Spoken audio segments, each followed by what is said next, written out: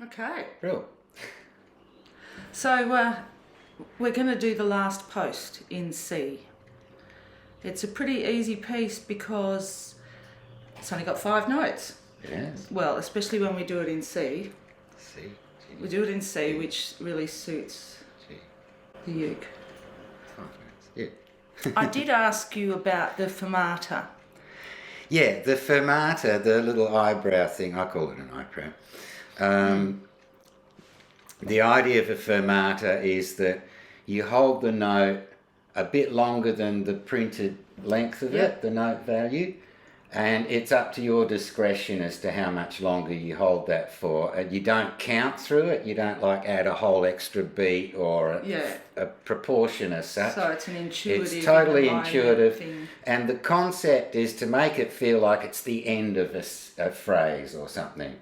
Yeah. You know, like on the last note of a song, often people hold the very last note a bit extra because there's nothing coming after it. Yeah. So this is like that effect, like a false ending almost, like as if that phrase is the only phrase. Bum, bum, bum, bum, sort of thing is the only phrase there is.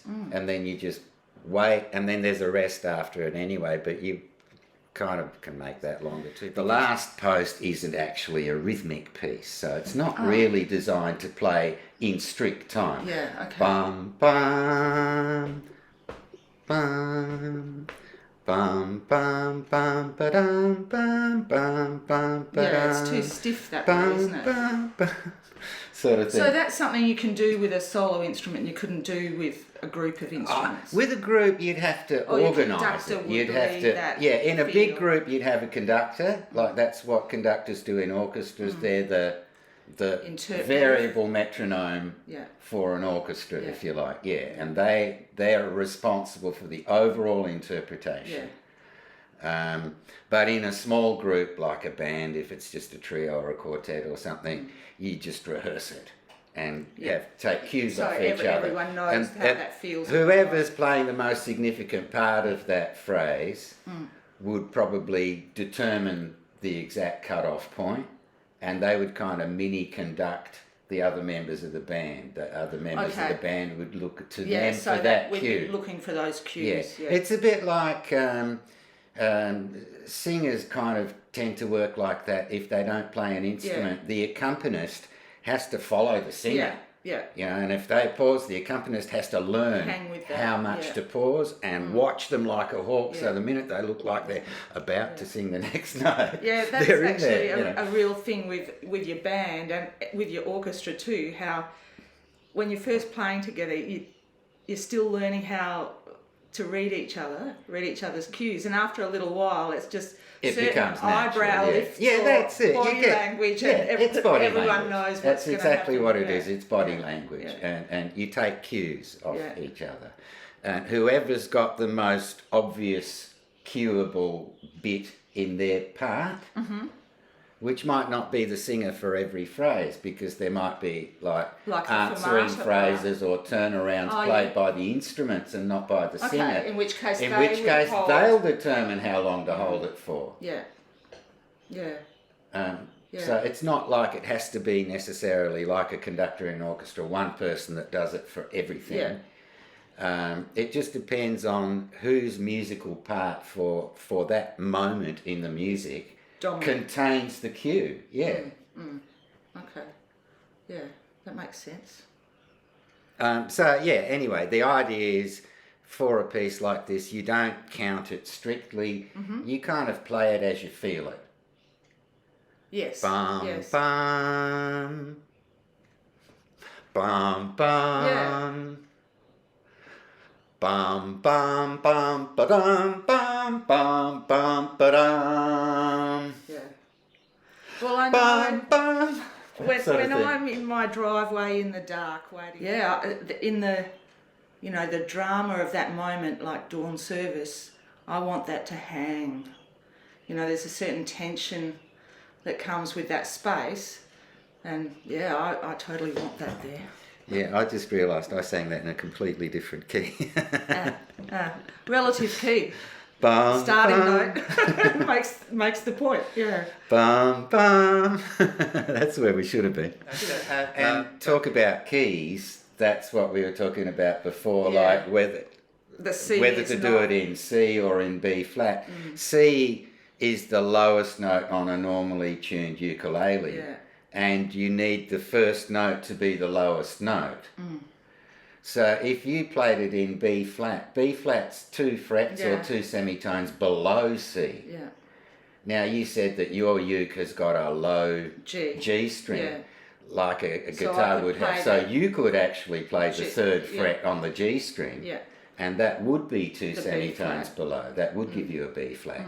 But for people who've just got a normally tuned uke, then they'd end up with a high version of the starting note, which sounds odd, like inverted. Instead of going bum, bum, it goes bum, bum, bum, bum, and it sounds kind of backwards or something, and it doesn't feel as powerful or something somehow. The other thing about that is playing it in C on the uke. The way that the fretboard's laid out, it makes for a fairly straightforward placement of your fingers, rather than being over here on the fret and then we're up here, and like for more beginner and intermediate students that's quite a challenge. Whereas this is pretty achievable even for beginners who are just learning to do tab. It's only really at what bar are we at here? Can you see that? 1, 2, 3, 4, 5, 6. It's got a number here. Over there on the next page. Sorry, I thought you meant the end of this line. 29, bar 29. Yeah, I'd have to look with my glasses, wouldn't I? Yep. It's only at bar 29 that you get to that bar, bar, bar, bar, bar, bar, bar, bar, bar, bar, bar, bar, bar, bar. That's bar 29. So to a beginner, that'll seem a little intimidating, but it's still pretty simple. It's still only the same G shape, and it's just a matter of practice. You run through, and that's the good thing about playing this in C, especially, because then you can use that open C string as your starting note, and the other fingers can just stay put on their other notes like a chord. That's it.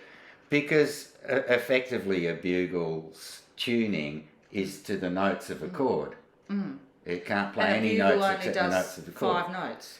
Yeah, I can go higher, no doubt. If you're really skilled, you could push it up another bit. Well, that's it. No valves or anything. But it's only on that harmonic sequence of one note. Yeah. It's all in the skill of the player with a bugle. Well, I guess with anything. But when you get to high notes on brass instruments, then it's definitely in the skill department. Well, this has quite a few fermatas, in the first couple of bars, and especially in the last few bars. Well, each one's got to feel like it's the whole thing all by itself. Yeah. A statement. I've made a statement. Yeah. Now I'll make another statement. Okay. I like and now I'm going to make a big statement. Do you know what I mean? Yeah, and that's kind of how the fermatas mark those statements. Okay. If you like. Well, and if you didn't have the fermatas, you can still make statements, especially if you finish on a long note. But then it becomes a more rhythmic thing, unless there's other tempo instructions written into the music. Then you would count it straight through. Bum, bum, bum, bum, 2, 3, bum, bum, 2, sort of thing. That's not nearly as emotive. And that's it. That takes all of the character out of it, and considering the subject matter, it's got to come over as serious. Yeah. Although I can totally see that while you're learning this, that sense of pace, gives you a certain discipline and staying on track. But then there's a point where you let go of all that strictness and everything, and feel into the piece. Yeah, so some pieces are designed to be not in strict timing. So you would start out learning in that way? Just feel it, have a go? It's probably, if you know it, it's probably easier to start straight away. Absolutely. Because you're expecting those pauses. Yeah, and you know where you know how the expression goes. Yeah, that's right. But if it's a piece that you're just reading from a piece of music, whether it's notation or tablature, and you're just learning it and you've never heard it before, then it is probably better to play it in a slow but steady tempo the first time, just to make sure you kind of got how the timing fits together. But it sort of depends on the type of music. There are styles of music, and ballads are an example of that, where it's totally up to whoever's performing the melody, be that a singer or a lead instrument, whatever, to determine that flow. And they can speed through a bit, and then they can pull it back a bit for a few notes, and you give it space and structure and make it yours kind of thing, and how you express it. And even when songs are in a rhythmic framework, singers can push and pull around with notes, as you know, as a singer, that you can deliberately come in early on one and late on another one and stuff. Push and drag. To create, push and drag, to create that sort of shape, expression, and it's movement around the other instruments that are keeping it very straight, and then you've got this flexi time, but it's still got to at some point fit the backing, so you can't be completely free about it then. That's true. There is a bit of that happening in some new genres, where like the people are putting down rhythmic parts that don't add up to anything in particular. They're just however long they are, and it might not be any number of bars relating to another instrument that's playing. I find it a bit weird to listen to, but it is something that people are playing with. Part of my culture of music is that I've learnt music in a very predictable in that form, strict and kind of way. People with those new that's right, insights, like the people who are at the edge of looking for new genres and new forms of expression, try all these things out. That's how come we've ended up with samples, for instance, just fully mainstream. No one thinks twice about samples or loops or whatever being used. But in the beginning, that was like a whole radical concept. Oh my gosh! You know? And it started way back before this era. It started back in the days of tape decks. Yeah. Remember what a tape deck is, folks? But I remember too, the sort of the live musician's response to all that is like, that's not real music. No, it's like drum machines. It's like, that's not like real drums. Exactly. I don't know, we've moved on. We've gotten the hang of it, and those things have improved in quality and people's skills at being able to use them. Well, they've still got to be used. Anything's an instrument. Yeah. If you deem it to be so. If you want to make it an instrument. Good point. Yeah. You can make an instrument out of it.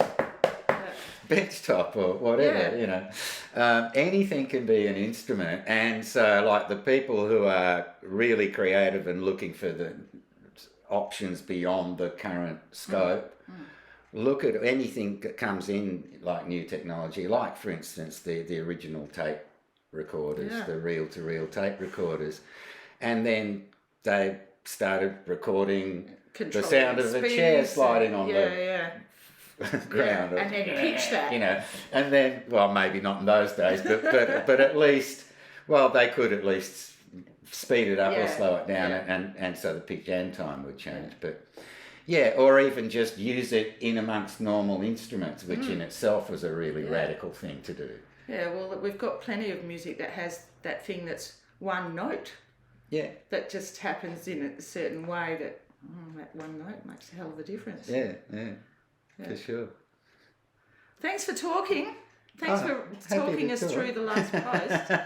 It's such a beautiful piece. It's an awesome piece, and really, as a musician, the best way to get the right vibe is to just feel it yourself, to believe in what you're doing. Yes, allow yourself to be in that space. And with that music. If you can feel the emotion that music is meant to have, it'll come through when you're playing. I agree. Even if you make a mistake. Yeah, totally. Yeah. We all make mistakes. I remember one year I went to the local service and they had one of the cadets play on trumpet at the last post. And he was about 14 or something. And, you know, there was a couple of fluffed notes, but, you know, nothing serious. And having a live player there was so emotional. Yeah. It makes me emotional now. Yeah. You know, and that this kid did that. Yeah. So, yeah, the live music with the mistake is so much more powerful than that perfectly Mistakes are recorded just the piece. entry fee, I reckon. Like, Yeah. if you want to enjoy something that's created by human beings on the spot, Yeah. that's the entry fee. And there's risk. Yeah. There's risk to that, where there's not in a recorded piece where you can just have another go.